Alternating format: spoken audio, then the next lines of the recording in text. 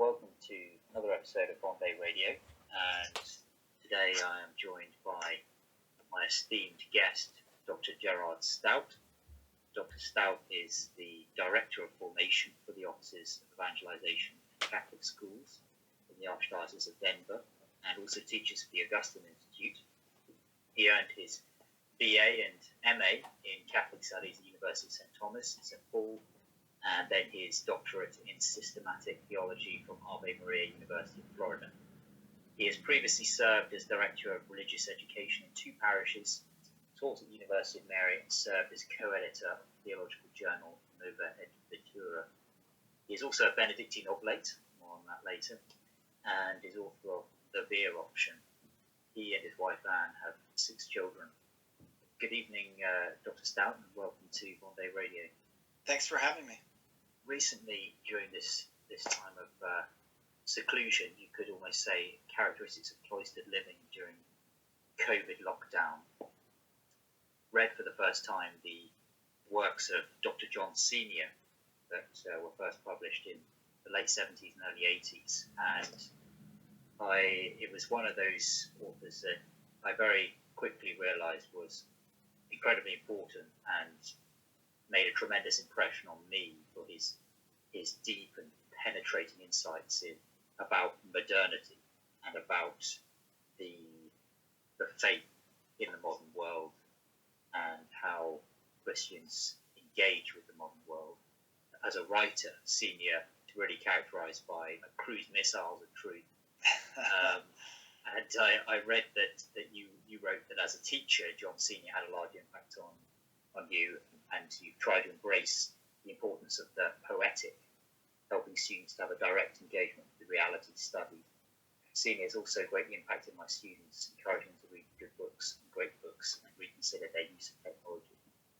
This is the man that Dr. James S. Taylor called the Catholic Socrates of the 20th century. And like the gadfly of Athens, he asked questions. He asked questions which very few other authors, I think, have had the lucidity or the courage sometimes to ask about our present moment. And that's why this book was republished. And could you just introduce the figure of Dr. John Senior and perhaps the impact he's had on your own intellectual and spiritual formation? Yeah, absolutely. When I was at the University of St. Thomas studying Catholic studies, I was deeply impacted by Christopher Dawson, and in particular, the study of Christian culture. So Dawson was really pointing us back to just the living, organic tradition, and he said that in the modern world, we have to really initiate our students into this living reality. And so that really stuck with me, and I think even kind of gave me my mission. But it was when I started teaching at the Augustine Institute in 2009 that I first read Dr. Senior. And to me, he supplied something essential to complement Dawson. And that is, it's not enough to simply study the tradition, but this initiation into the tradition has to be living and vital and poetic. Poetic knowledge is really crucial to Dr. Senior's philosophy of education, meaning that we learn first through our senses and emotions, and it's that concrete experience that then draws us up into more abstract learning. And so I started teaching the restoration of Christian culture at the Augustine Institute, and I definitely have seen a more immediate impact of his writings than virtually anyone else. I mean, yes, I have certainly seen a deep impact of teaching Aquinas to students, no doubt.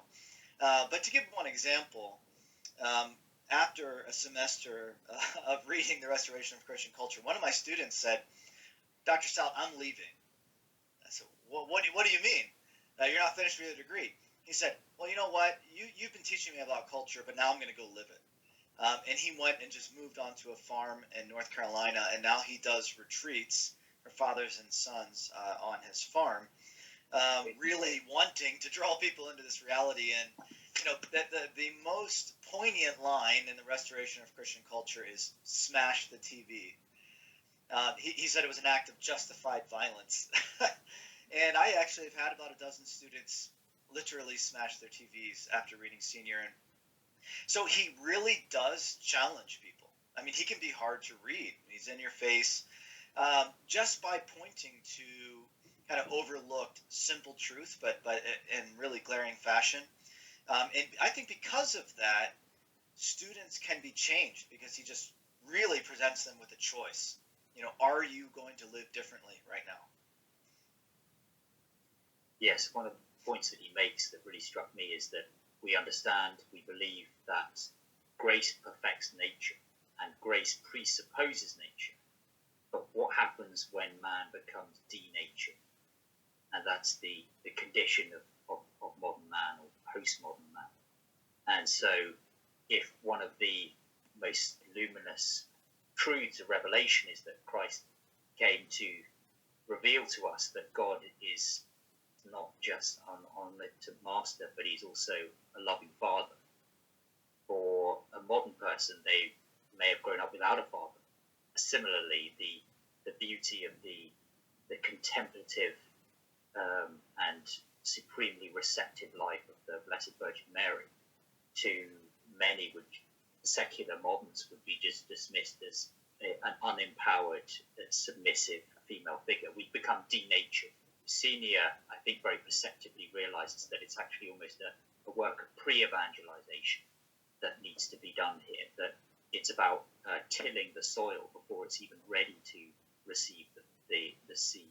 He says that, quote, "Our Lord explains in the parable of the sower that the seed of his love will only grow in a certain soil, and that is the soil of Christian culture, which is the word of music in the wide sense, including as well as tunes that are sung, art, literature, games, architecture, also many instruments, in the orchestra which plays day and night the music of lovers. And if it is disordered, then the love of Christ will not grow. It is an obvious matter of fact that here in the United States now, the devil has seized these instruments to play a dance macabre, a dance of death, especially through what we call the media, the film, television, radio, record, book, magazine, and newspaper industries. The restoration of culture, spiritually, morally, physically, demands the cultivation of the soil in which the love of Christ can grow, and that means we must, as they say, rethink priorities." I think he very insightfully saw that it's not so much intellectual proposition or the intellect that needs to be formed, so much as first the imagination. Could you speak a little bit to that? Yeah, the intellect will follow. That's one of my favorite quotes from Senior, and his genius there is understanding that the soil has to be tilled. It's so easy to look around today and say, well, look, people, especially young people, are not maintaining the faith. They're not living out their faith. And we can say, well, yeah, the problem is Catholic education and The problem is bad catechesis, and perhaps sometimes, I mean, the catechesis has actually gotten a lot better in recent decades. What's the problem? The soil is poor. For the very reasons that he mentions there, the media, film, and he didn't even know of the abomination of the smartphone yet. This computer that follows you around, right, and dominates your thoughts and your imagination, and is constantly filtering reality to you. So Senior is best known as this Socrates figure, not for his writing. His writing came out towards the end of his life. He was known as a teacher, and that's why he's like Socrates.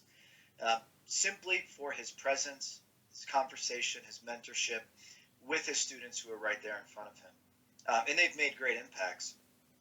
But the program he's known for is the Integrated Humanities Program at the University of Kansas, sometimes called the Pearson Integrated Humanities Program.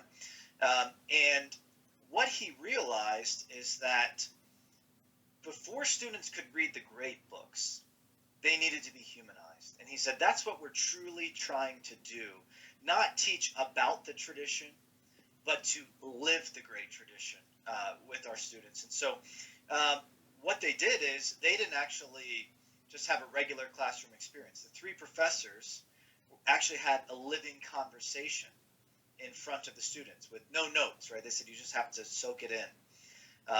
They would precede these conversations with some of the students coming up and singing folk songs and reciting poetry. They would have to memorize poetry. They learned conversational Latin. They would go stargazing. They had traditional country fairs, waltzes. They would take trips to Europe. And this is why it was transformative, because the students were able to really experience the great ideas that they were discussing in the classroom. And it really was a pre-evangelization. They did not talk much about the Christian faith. They did read some passages from the Old and New Testament as part of their 2-year course of studies. They did read Dante and St. Augustine and a little Newman. So there were Christian figures, but they said that it was really the conversations and just learning how to think about life and to ask the big questions that led over 200 students in this program at a secular university to enter into the Catholic Church. Yeah, that's incredible. By their fruits you shall know them. And is it correct that some of those students went on to their religious life, beginning at Fontainebleau in France and then founding the Abbey of Clear Creek in Oklahoma? Yeah, about half of the dozen monks who founded Clear Creek came out of the Integrated Humanities Program, as well as Archbishop Coakley, Bishop Conley, and other figures as well. It's surely testimony to something very real he was doing there, and you see his influence today in contemporary Catholic commentators and writers in the US. I know that Joseph Pearce often brings him up, and as do you. Anthony Esselin is another example, but also different schools. St. Gregory the Great Academy in Pennsylvania, St. Martin's Academy in Kansas, Wyoming Catholic College would be a few schools that have been inspired by Senior's vision. And he said of liberal arts, that you mentioned some of the universities there, but he said of liberal arts universities and great book programs, this was obviously back in the 70s and 80s, he said generally they were doomed to fail because the students didn't have the necessary moral imagination to read the great books with profit. So he wasn't necessarily refuting the premise so much as the presupposition of these establishments. But he said what you'd end up with are kind of well-read, skeptical dilettantes. And his key insight, I think, is that you have to start in the home before that, cultivating the soul of your child, or no education is actually going to, or it's going to be of less benefit later on. And I have a question about those good books that he recommends for the domestic church, for family. Why is it that Tolkien is not on the good books? I say it in English. Yes, Senior was not a big fan of fantasy. But he really said that he was emphasizing literature before the 20th century. So he really wanted to root people back into previous cultures. He said when cultures were more human. Obviously, C.S. Lewis and Tolkien would be on anyone's list today's, but he did have his particular reasons, and he, rather than fantasy, he wanted literature that would root people more in an experience of reality. Not that there aren't fantastical things that you can find in his list, but I think that's the primary reason why. So it was time. He wanted to go back to older classics, and wasn't such a big fan of fantasy. Okay, that makes sense. Thank you. Yeah. You're probably aware of the Father Longanet that called Tolkien the greatest evangelist of the 20th century. Yes, and good statement. But, I wouldn't dispute that. I mean, Chesterton it was a better direct evangelist, but when you look at how many people Tolkien has reached, I mean, Chesterton has reached many, but Tolkien certainly more. And I would even include myself in those reached in a kind of pre-evangelization from Tolkien. So I grew up a non-practicing Catholic, and it really was Boy Scouting when it was still Boy Scouting, and Tolkien that really did till the soil for me, to use Senior's metaphor. They're deeply sacramental novels that will leave any reader more disposed, more receptive to the seed of the gospel after having read them than before. However, I will say this, and this is not a direct criticism of Tolkien, but Senior may have been correct on the fantasy genre, and Tolkien certainly helped to open that up. Would there be Harry Potter without Tolkien? I don't know. I mean, many other fantasy series as well. So I don't think we can directly blame Tolkien for that, because Tolkien produced amazing literature with such, a deep substance within it, and really a great Christian vision. And yet he did popularize fantasy. And I think there is a diminishment in the imagination, and I think you could even see some of this in Chesterton's own writing, where he is saying, what is the role of literature, right? It is to help us to see reality. And I think Tolkien does that.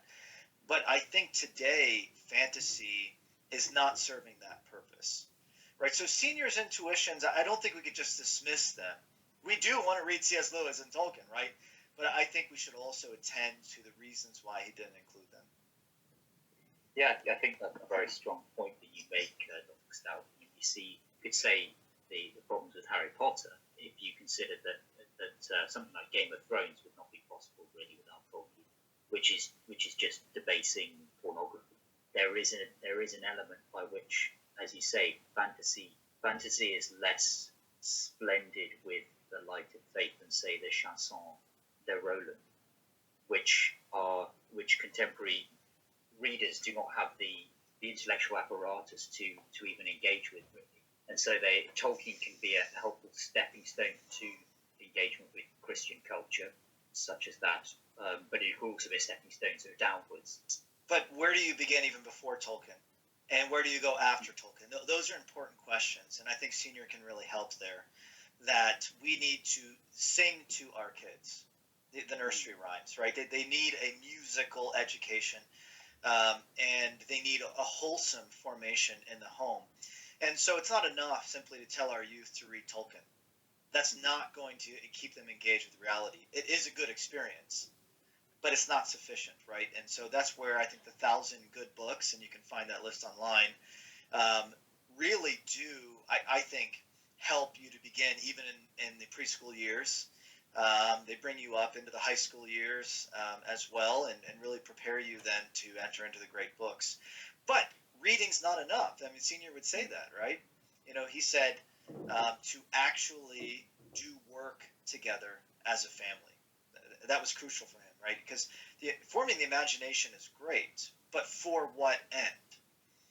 And so it has to be ordered towards an experience of reality that enables us to then live in the truth. Dr. Senior wrote a very famous essay that forms one of the chapters of Death of Christian Culture, Perennial Heresy. Can you briefly outline for us what is the perennial heresy? Yes, and it's perennial because you see it going all the way back to the Gnostic heresy and beyond. But it is the lie that life is not real, that everything is truly an illusion. And so Senior had a very interesting experience growing up. And let me just give a little bit of the background to his own story, because I think it's important to enter into this chapter. And it's fascinating. He actually began by reading Western novels as a kid, like middle school age kid. And it made him want to be a cowboy. And this tells you a lot about Senior. And so he actually took the money from his piggy bank, went down to the bus station. He was from New York City. Was born in the city, but then moved out into Long Island. He said, how far west will this money get me? And it got him out to South Dakota. And so here he was, 13 years old, just walking down the road by himself in South Dakota, and this rancher picked him up.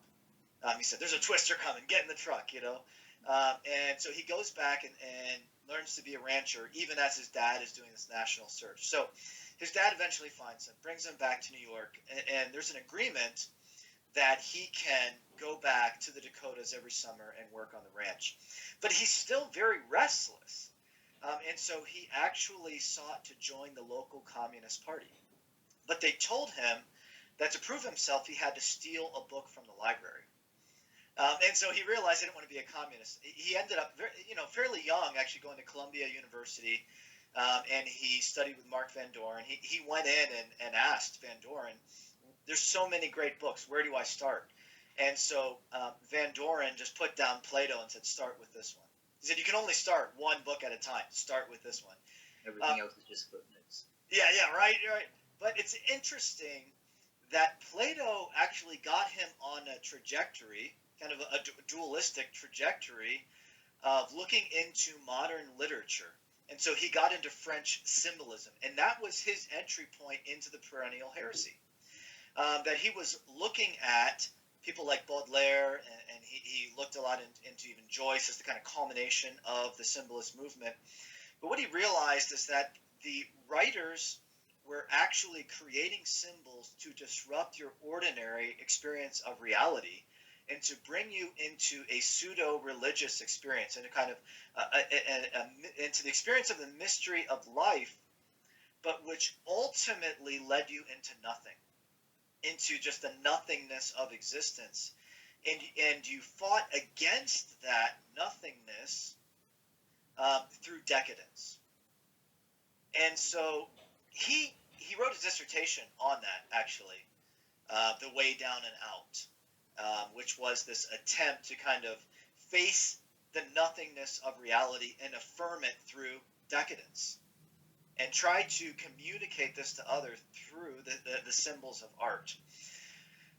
And that actually brought him into Hinduism, because he realized that there were occult undertones to the modern symbolist movement, and therefore to modernism itself.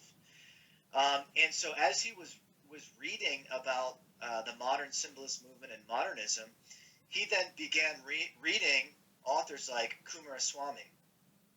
And that actually got him into doing Hindu meditation techniques. He was actually at Cornell teaching at that time. And he would go into this kind of prayer room. You can imagine at this liberal university, right, having this prayer room. He would go in there and even do mantras. But what's interesting is that Hinduism really made him face up to the view that what united the symbolists and the Eastern occult was the nothingness of reality, the nothingness of existence.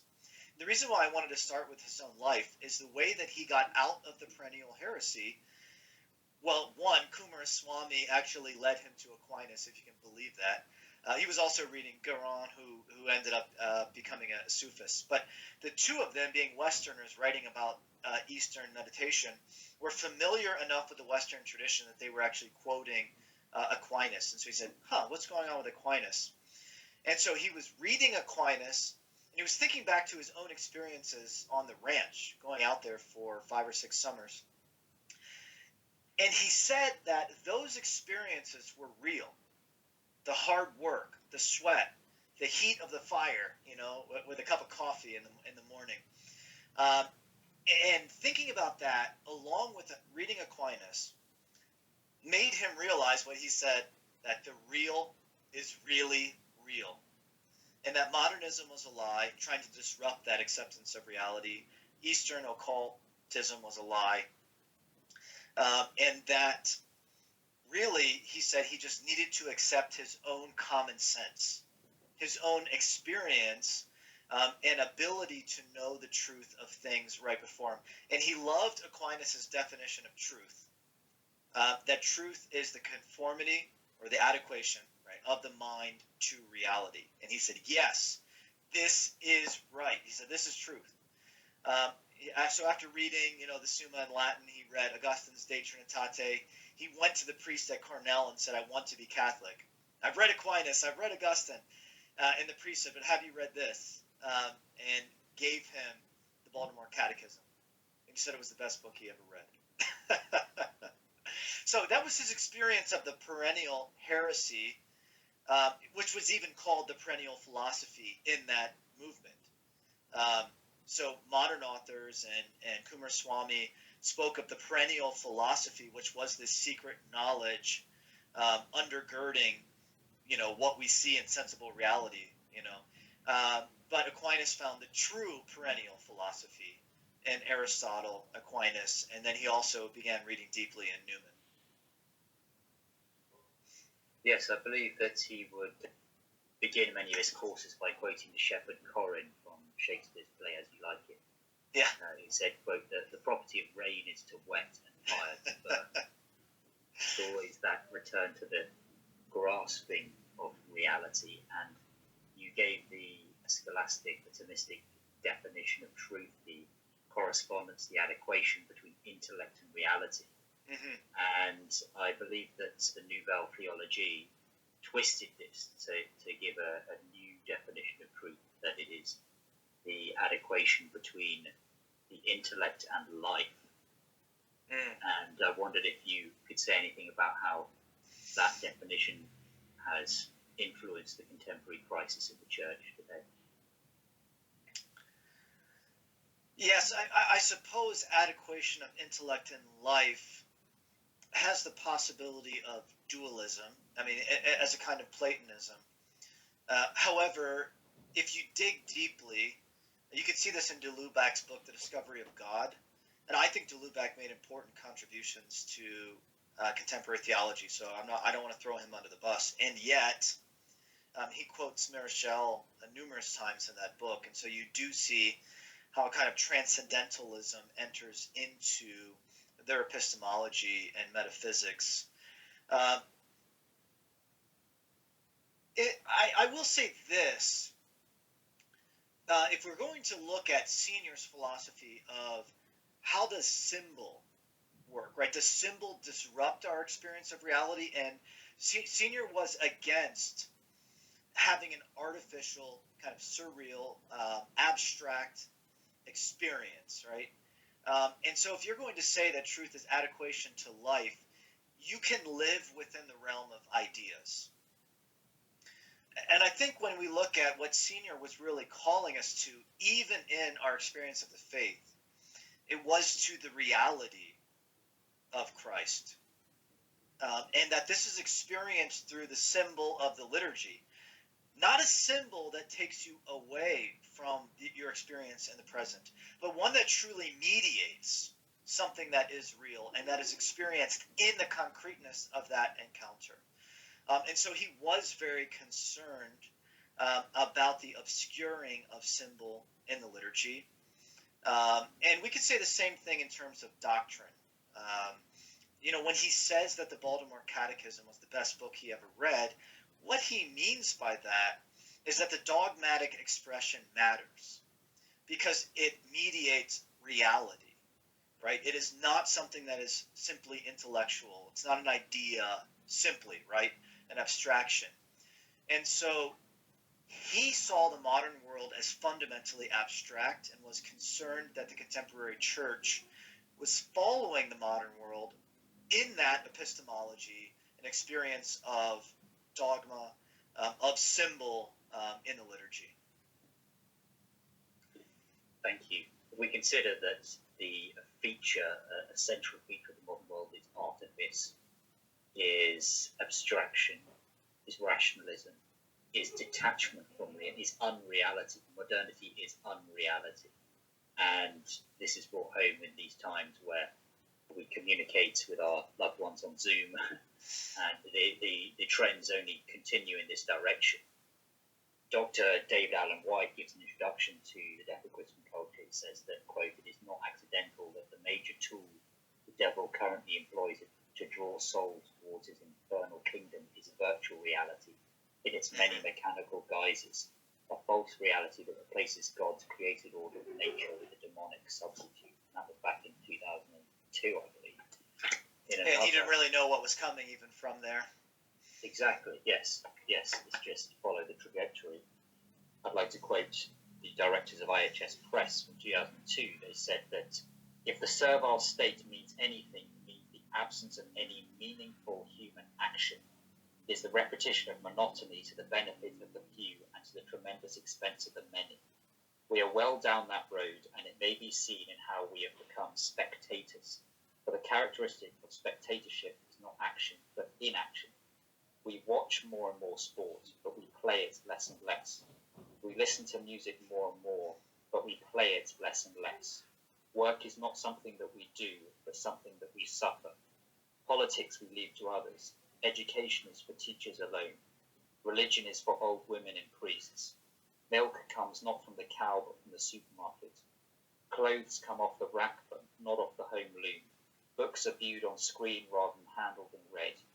Concern for the old, the young, and the infirm gives way to concern for the bank account, the credit card, and the compassion-less charity telethon. News gives way to gossip. History gives way to lies. Law gives way to tyranny. Government gives way to social control. And Catholicism is giving way to anodyne humanism. In sum, life is ceasing to be action in any meaningful sense.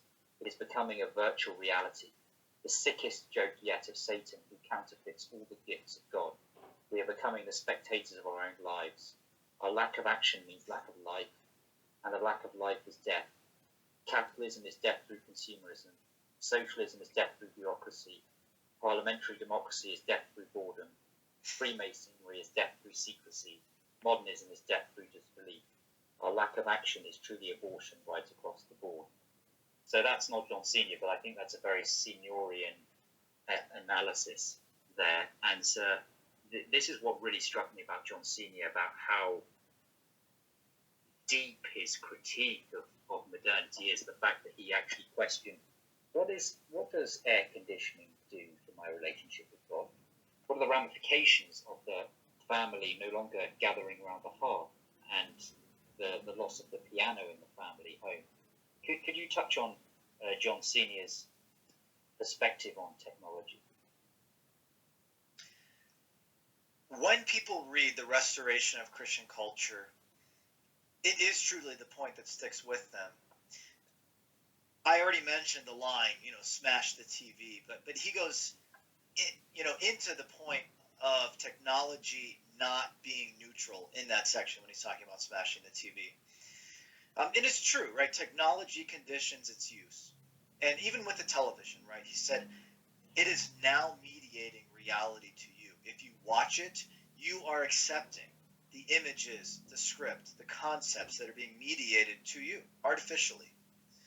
And this is not how we are meant to experience life. So for him, this was a matter of life and death. If you want to not just conceptually say the real is really real, but if you want to be able to live what is real, you must pull back from technology. You must resist its intrusion in your life. And you see this. I mean, you're talking about families gathering around the hearth. Do families gather at all?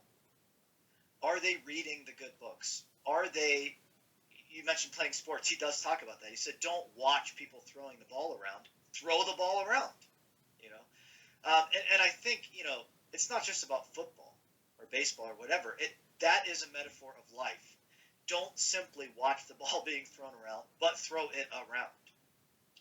And people push back against Senior's view of technology and its non-neutrality and how it begins mediating reality and leading us into abstraction. People want to push back against that, but it is being confirmed more and more. Technology truly is disrupting relationships. It is damaging our mental health because we are not made for screens.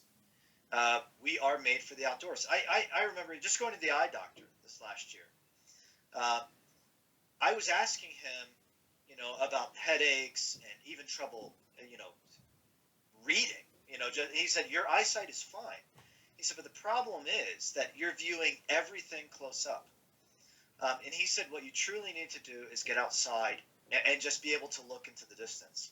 And I said, oh, that's why I feel better when I take a walk. He said, yes, that is why. And so Senior absolutely, I think, has been vindicated. He said, if you work outside as a family, in the garden or whatever you're doing, you will be healthier. You'll be eating your own food. You will be spending time together. You will be actually productive, which we're meant to be. The word economy, as we all know, right, it comes from the law, the ordering of the home. And there's no sense of that, right? I mean, so I think Senior is saying, if you are not doing things together as a family, like you're saying, gather around the hearth. Why? To read, to sing, to talk. Really, he has some beautiful passages in there, just the joy of the family. If you don't need one another and you don't do things together and prioritize the home, everyone will just go their different directions. So I agree. The quote that you read, I mean, other than reading off of screens, which wasn't around yet when Senior was alive, I mean, you could believe that Senior wrote that line. I don't see too big of a distinction except this. And by the way, I will confess that my website is buildingcatholicculture.com. I'm guilty. But, I think the term building could give you the sense that you are building something outside of yourself. Like, we need to build culture in society. What Senior really challenges us to is to look at our own daily habits. To me, I mean, another startling line, and I don't disagree with it at all, in the restoration of Christian culture, is he said, Christian culture will be restored when we consecrate ourselves to the Immaculate Heart of Mary. Why? I mean, it's a concrete practice that, of course, is not once and done, but what he's essentially saying is that our daily life, our habits, our practices, our relationships have to be formed in relation to God. He says, why do we work? It's a great question that he asks. He says, it's not for ourselves. It's not even for our families. He said, although we do work for them as well, but he says we work for the glory of God. And so when we can look at our prayer, right, he says number one is prayer. The Eucharist is Catholic culture. The Mass is Catholic culture is what he says. And we will be restored to Catholic culture when we consecrate ourselves and our families, our parish communities, our countries to the Immaculate Heart of Mary. He's saying that is the number one thing that we need to do. But that's not enough either, right? He's saying that our work has to be ordered towards the glory of God. We have to restore a genuine humanity in the home. This is building culture, if you will. I mean, you're cultivating, yes. I mean, cultivating brings us to the root of culture. Culture is to cultivate. Colere in Latin, right? To cultivate, which also means to worship. And we really see how they're connected. So we do cultivate culture, literally, and how do you do that, right? It is by actually doing things.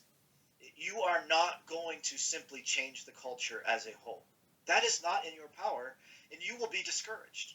And some people, read Senior and they're like, gosh, that could be discouraging when he just eviscerates modern culture. But it is a hopeful message because he is saying there are things you can do. You can live a more human life. You can embrace reality even as everyone descends into unreality.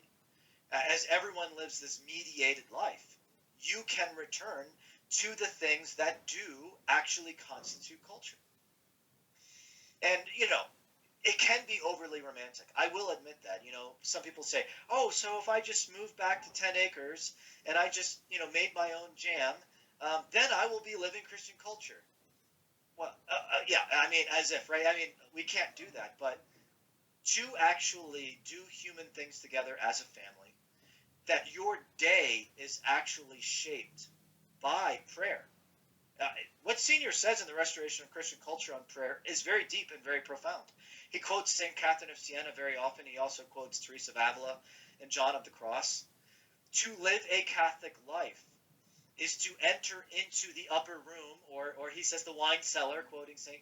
Catherine of Siena, and to truly drink of the depths of reality in that wine chamber, in that upper room. And you will not live a Christian life, a truly human life, if you do not do that. You can make your own jam all you want, right? But that obviously is secondary, right? So the primary thing is actually living a Christian life through prayer and the sacraments in relationship with the real persons of Christ and Our Lady, and then actually living in relationship with those surrounding us. And not allowing that to be cut off. And then, yes, to work, not just through your job, but I think what Senior calls us to, this is where the making of the jelly comes in, or whatever it is, or you can read the beer option and be inspired to make your own beer. But to actually embrace the mission that God gave us in Genesis 1 and 2, to subdue the earth, and that's a positive thing, right? That is to apply our own creativity to nature, to make things, to produce things. God made us to be creative. And so, yes, we do need to draw on the great tradition, to learn poetry, to learn, the great folk songs and hymns and masterpieces of art. But it's not enough to simply consume those things. He says, do those things, right? Sing yourself, make things. And I think that we can then become producers of culture. And Dr. John Senior writes that Christian culture has been so corroded by the successive waves of revolutions against Christendom that to most people today there's very little that is in the grammar of the contemporary individual. Not to say that can't be rediscovered and re-nurtured anew.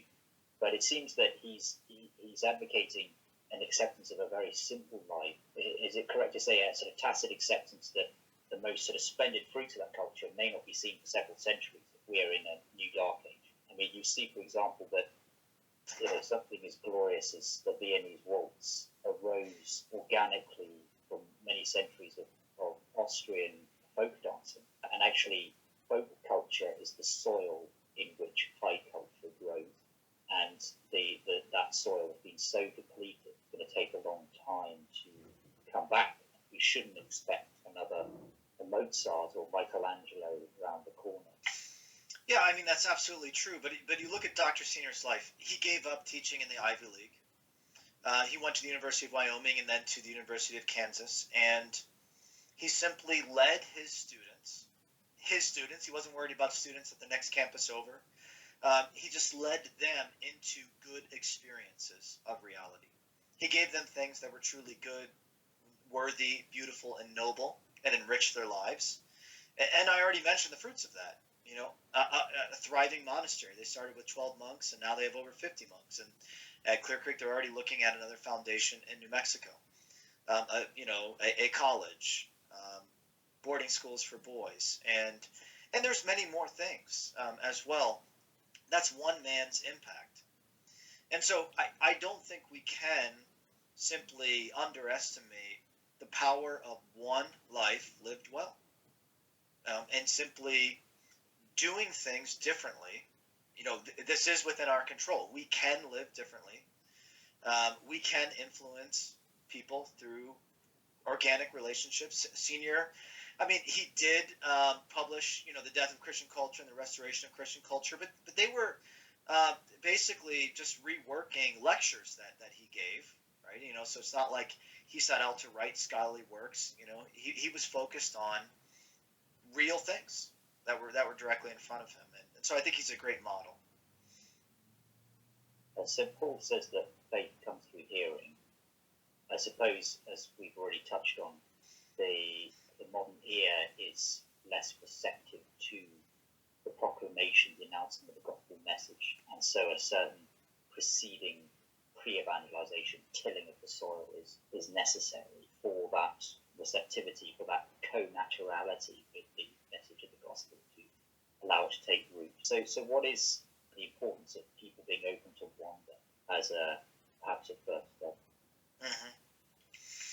Senior gives the example of going to a planetarium versus actually being out looking at the stars. And I think, we can like going to the planetarium, but does it leave you in awe? He said that the ceiling proclaims the glory of man. And that's how he spoke of the planetarium, right? Because it's fake. It's a show. I mean, you might learn some things, but if you think of the experience of actually looking at the stars, he said with the naked eye, right? You actually have to stay up late. You actually have to go out to a place where you can get rid of light pollution. Usually you're with other people, so you're having conversation. But you're experiencing the glory of God's creation that he meant for you to experience, and which we are largely lacking in our culture. I think that if more people looked at the stars, there would be less atheists. So wonder is crucial. Without wonder, I think Senior is really pointing us, will we want to really enter into the adventure of discovering the truth?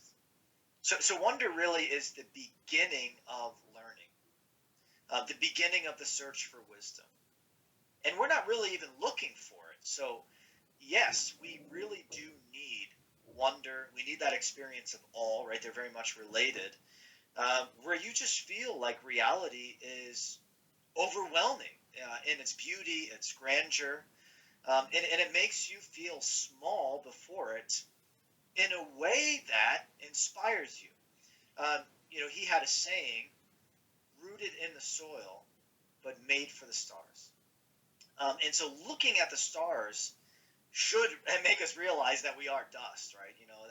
We are completely small before the universe itself.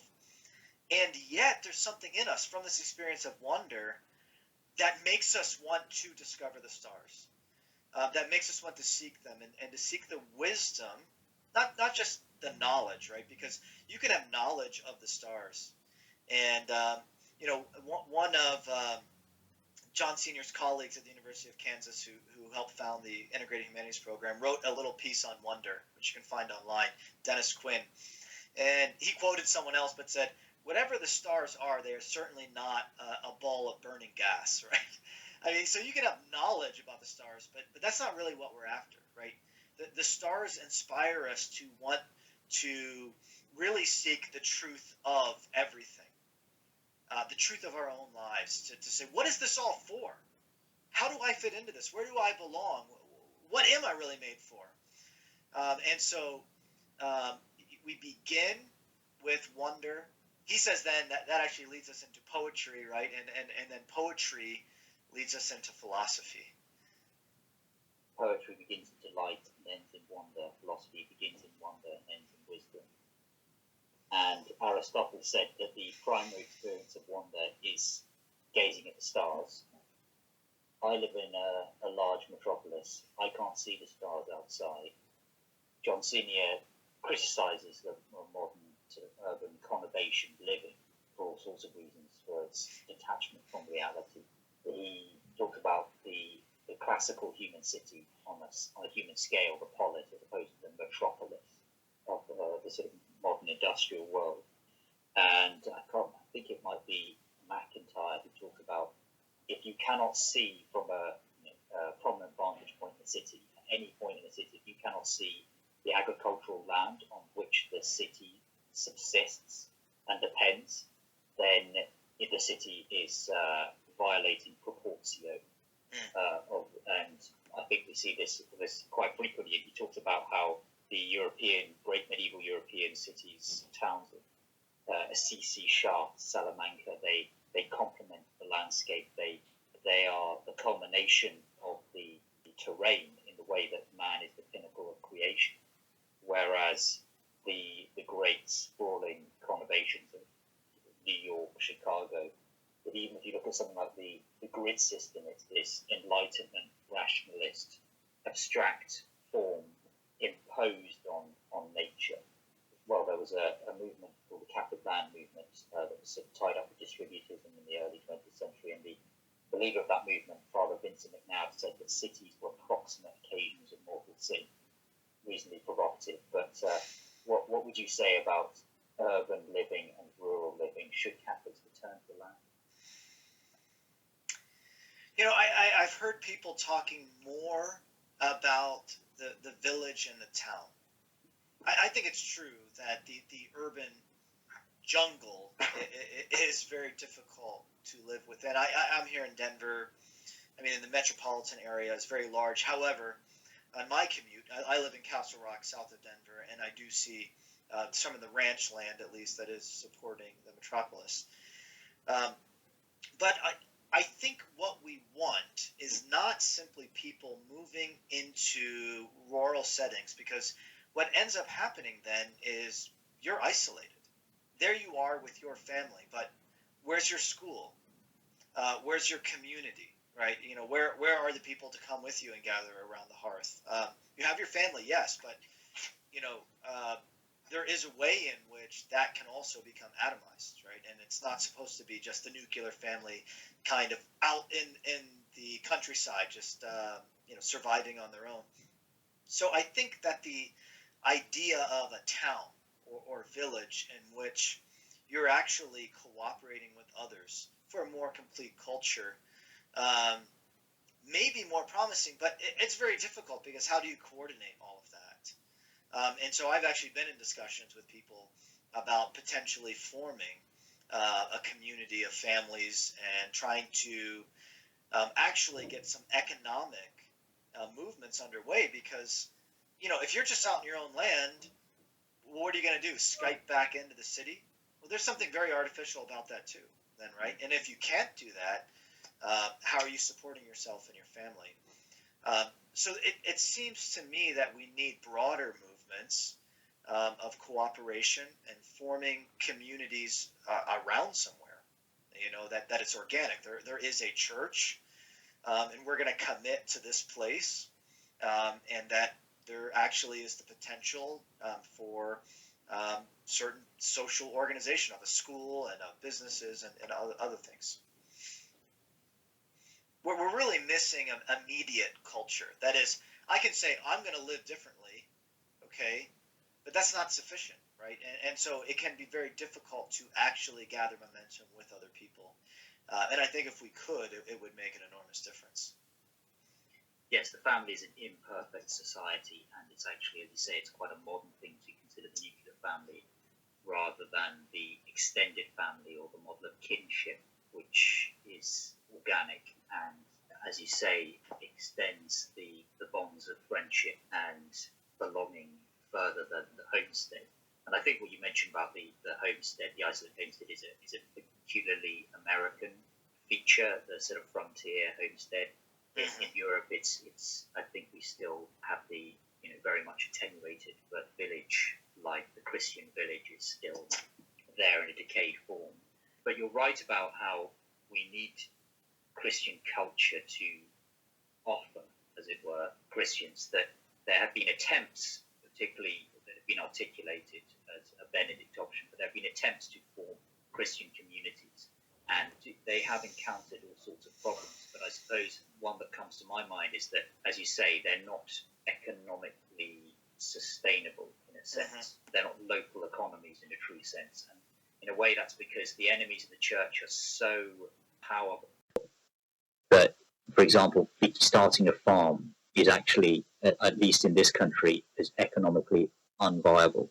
Unless you had serious capital behind you, right? And this one as well. Dominance of big agriculture, yeah. So, and as soon as the enemies of the church, I think the devil is so powerful today that as soon as he sees a concerted and a viable attempt at the growth of Christian culture, which is a center of resistance to his new world order, then that would be attacked relentlessly.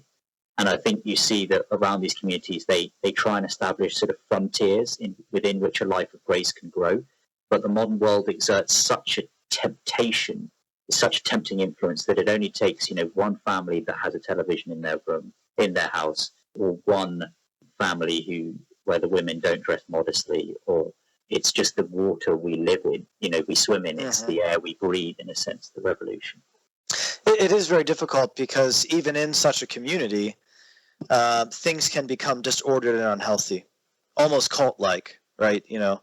And so it's very hard to find balance, and I think there has to be, well, yes, economic viability, but also the right balance between family life, the community, and the broader community. I mean, if you're simply going to shun the rest of the world, there will be problems, I think, because you turn in on yourself. So yes, you need families working together to have a community, but how are you engaging, even just say other Catholics, right? So I think service and mission are essential for any Catholic community, not simply isolation and the seeking of perfection. It's difficult because I look to the monastic life as a model. It's difficult, right? But and we would want to form monasteries and places of refuge. So I think we need communities. I've helped to start a couple of high schools. So we need good communities that rally people together and where we do cooperate. The first high school I founded was very much an effort of families working together. It was a beautiful expression of culture. And yet, it's not only just our own families, right? We are drawing more families in. Obviously, they're only there, if they are really seeking what we're offering. But I think that whole idea of being at the service of the church and the community is very important, and not simply, once again, kind of breaking off and seeking refuge, because we need more refuge. I'm not denying that by any means. But it's from that place of refuge that we need to actually engage, because I think that's what we're being called to do. Yes, and exactly. We are not a subculture. We are the culture. It's the secular humanists who are the abnormal people. It's deeply normal and correct for the West to be Christian. That is who we are. And that is the fulfillment of what it is to be human, and also to participate in the supernatural life. I think that you're absolutely right that this grassroots effort is very important, but I think one thing that gets lost, it's not so considered today, is the importance of social hierarchy. And you look at, for example, how powerful it is that Kanye West starts tweeting just some icons, some Orthodox icons, and the Second Vatican Council is sort of vaunted as the council of the laity. And it did emphasize the universal call to holiness and the role of the laity to sanctify the temporal sphere.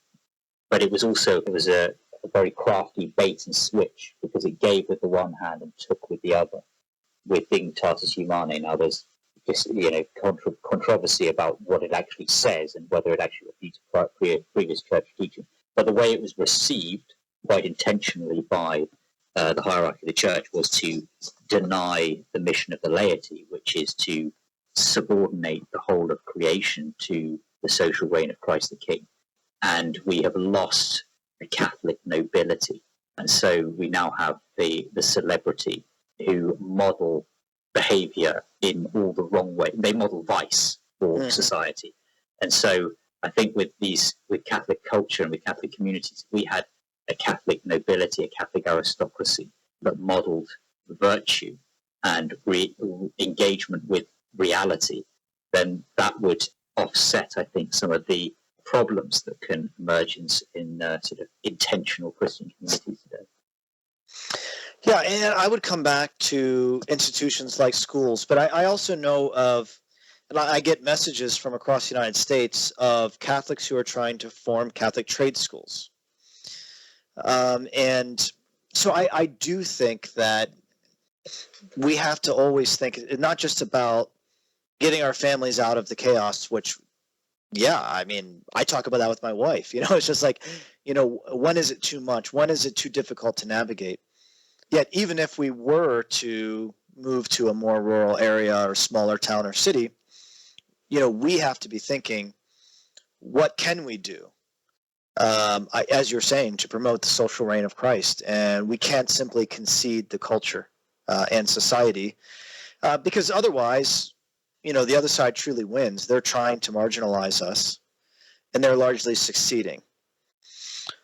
So I think that what we truly need to do is things that are on our scale. Like I said, I started a high school, 2 high schools actually. Others are starting trade schools. There are businesses owned by Catholics that can really even promote the social teaching of the church. I have a friend who has a communications business, and he is trying to implement Catholic social teaching in his business, and I would see him as part of the same movement of what we're discussing. And so things are only going to change when we start living differently, not just in our own lives, but working together with other Catholics to actually do things in society. Yes, and you touched on their work as a significant part of our environment in which we live and a key factor of culture. Cena writes that we become the work we do. And it's so important today when it's so difficult for a man to provide for his family on a single income, but is the desired state of affairs. And he writes that a large amount of work in the bureaucratic state consists in what is called management, but it's really manipulation of labor, supplies, and markets. Managers take pride in facilitating and expediting, but how many useless products and needless services are multiplied just for the sake of being facilitated and expedited? End quote. And he talks about how we need work that is morally and spiritually invigorating, but also encounters the material universe. And he provides some occupations, he enumerates some occupations that do not provide support for faith, because they're particularly ungymnastic, that is, removed from natural reality, and unmusical, having little or nothing that inspires or leads to personal interior growth. Christians who work in factories, banks, insurance companies, government agencies, marketing, fast food shops have to rely on faith alone. So there was a time when one could scarcely tear a man, the smith, the cobbler, the joiner, the farmer, away from his work, which he took pleasure in doing well and was for him more of a vocation than a job.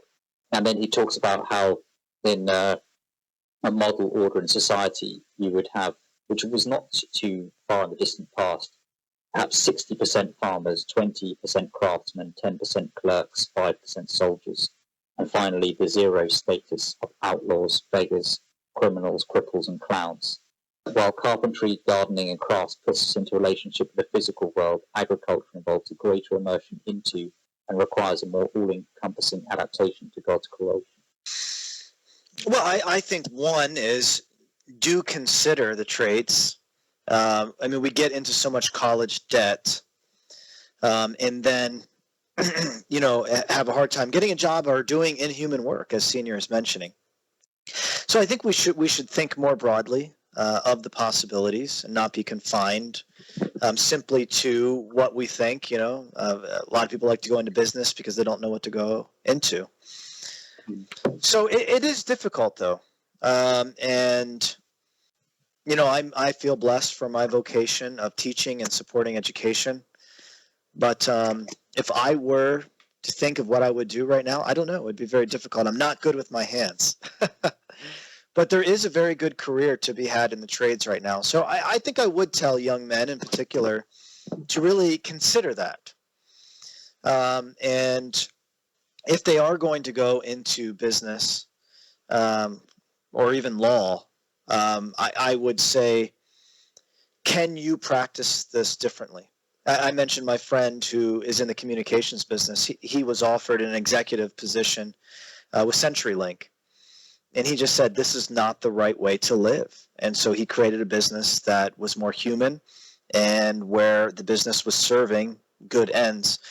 And so I would also be creative in that sense, that if you're going to go into some of these areas, if you look at, you mentioned distributism, if you look at even, everyone always points to Mondragon, right, in Basque Land. But, factories can be conceived differently, banks can be conceived differently. that are operating more in line with Catholic social teaching. But that takes courage. It really does, to say that I'm going to be an entrepreneur. I'm going to start a different kind of business that's not simply about me, but it's about serving the common good. It's about really enabling my employees to participate in the direction of the business and to truly share in the profits in a proportionate way. And I am going to make business and industry or whatever area more human. That has to be done. It has to be done. And so once again, if somebody were to say, I feel called to enter into business, would I dissuade them? But I would say, have the courage to do it differently. The final point to discuss is some of Cena's thoughts on the dark night of the church, as he called it. Cena died in 1999. Yes. And we discussed how incredibly prescient he was about so many things. But in one of his last interviews, a French newspaper, La Nef, they asked him any last words, and he said, quote, "The crisis is over. We have lost. This is no longer just a prediction. It is a simple observation. Rome has been desecrated. We are in the age of darkness. Triumphalist reactions are in vain. The modern world and the church deserve the punishment that God is raining down on us. It is not a matter of being pessimistic or of announcing a disaster to come, but of observing that New York and Paris are in ruins, and that like Sodom and Gomorrah they are lying in ashes. The fear of the Lord is not despair, quite the contrary. Insofar it is the first degree of humility, it is also our second reason to hope. After Our Lady, Mother of Good Hope." And how would you sort of reconcile what some could describe as a tension between Cena's traditionalism and the receptors of his work? Within the beer option, you quote Pope Francis. Some would say there's a tension there. Making the world Catholic, like first of all, we have to make Catholics Catholic. And when so many refute church teaching, don't believe in the real presence, the post-conciliar crisis, the fact that most Catholics aren't Catholic, or most Catholics who say they're Catholic are not. There's so much to say. So I will give some thoughts on this. But one is, Senior was quite melancholic, and yet, do I dispute what he said about the church entering into a dark night? Not at all. But what is a dark night? A dark night is when the goodness of either the senses is denied, or even the goodness of spiritual realities in the dark night of the soul, where you do not see that God is present to you. It seems like God is absent to you, and any spiritual consolation has been taken away from you.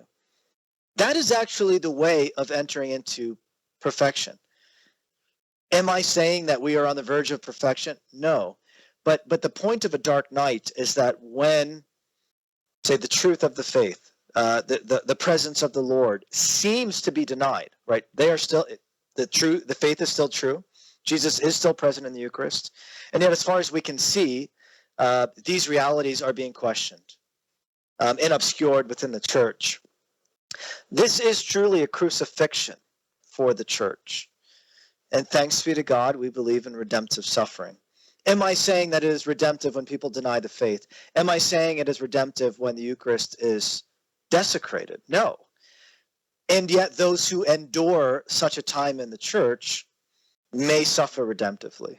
It's not that the acts of sin are redemptive, but yet our endurance through them is redemptive.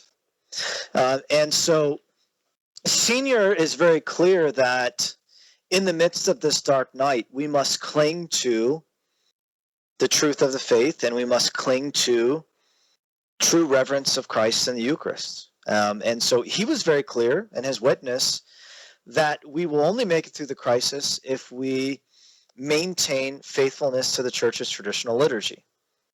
Well, that's an important witness that he has to offer. Does that mean that Pope Francis is not Pope? No. I mean, I know some people would like to deny it, but as far as we can tell, right, he is the Pope. You don't have to agree with everything he says. So I think that the church's tradition is broad and rich, and I'm not saying that to dismiss anything, but I'm simply saying that in the 13th century, you could be at a wonderful Benedictine monastery that's surrounded by 30 corrupt monasteries. Does that take away the truth of the Benedictine life and witness? No. And so I think that we need to be faithful without being, this can sound trite, without being reactionary, right? And well, what I really mean by that is without being bitter, without being divisive, and simply say, I will cling to the truth of the faith. I will cling to the church's tradition. I will cling to reverence in the Eucharist. I'm not going to give that up. If the 30 monasteries surrounding me are corrupt, well, there's nothing I can do about that. But where do I find hope? I mean, I'm teaching 80 students this semester on the Creed, and we are entering deeply into the truth of the faith. I am teaching 65 students over 30 weeks the Christian history of art. And so we're entering deeply into the beauty of the tradition and how this has been handed down. And so I do find hope and courage in simply holding fast to what I know to be good, true, and beautiful, and sharing that with others. And that does make an impact. That's not going to change the Vatican, but listen, I teach church history. I know the history of the Vatican, and my faith doesn't depend upon there being a lack of corruption in the Vatican or even the papacy. That's not what my faith depends upon. The Pope can still be the Pope. Fine. You know, I mean, the church is a family. And I'm not going to deny my father. I'm not going to deny my brothers and sisters, whatever they believe and how they're living the faith. And I am still a member of this family. And I am not going to work for the destruction of this family. I'm not going to divide the family. I will accept my family members as I pray for them, and I work for them for their good. And I see that we are capable of doing much good. When I look at Catholic schools in the United States, I know it's different in the British Isles, where in both the UK and Ireland, things are a little bit more intermeshed with the government. But when I look at what's happened only in the last 10 years in the United States, that we have gone from no parochial classical schools to dozens throughout the nation, and even an entire diocese embracing classical education. In my own archdiocese here in Denver, we had no Catholic classical schools 10 years ago. Now we have 6. So I see much hope. That doesn't mean that there aren't serious problems in the church, but this can also sound trite, but it's true. There are always problems in the church. And when you get deep into history, you really see them. I mean, sheer ignorance amongst clergy was rampant throughout centuries in the church. No catechesis happening. Superstition truly living alongside of the sacraments. That's the messiness of life, of the Christian life. There are saints who continue to point us to the truth and to model the Christian life for us. And you know what? Instead of complaining, do what you can. You know, live a good Christian life. Start good Christian schools, Catholic schools. Start, really building community amongst other families. Don't simply complain. Don't give in to bitterness. Don't give in to despair.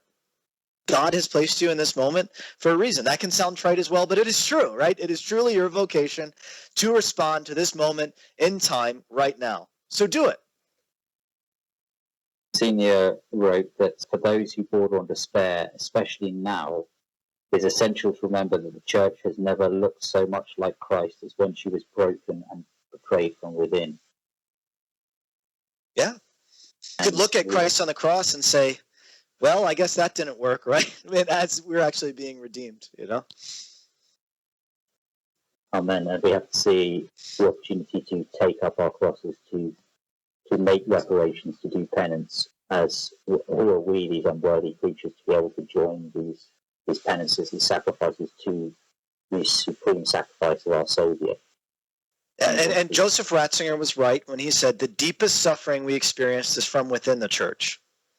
Mm-hmm. That's not only now, I think that's throughout time as well. And that is how we become holy, by faithfully enduring suffering within the church and without. Well, thank you very much for your time, Dr. Staudt. Are there any other final thoughts you'd like to leave our listeners with? Well, I mean, why not put in a shameless plug here? You mentioned the beer option, but I have a newer book out called Restoring Humanity, Essays on the Evangelization of Culture.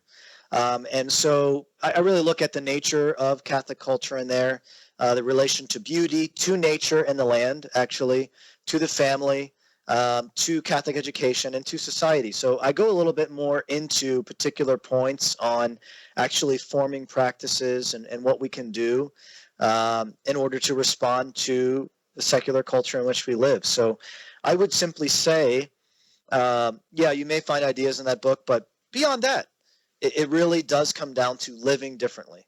Live your faith, form truly Christian practices, and let's start rebuilding from there. Amen. Thank you very much.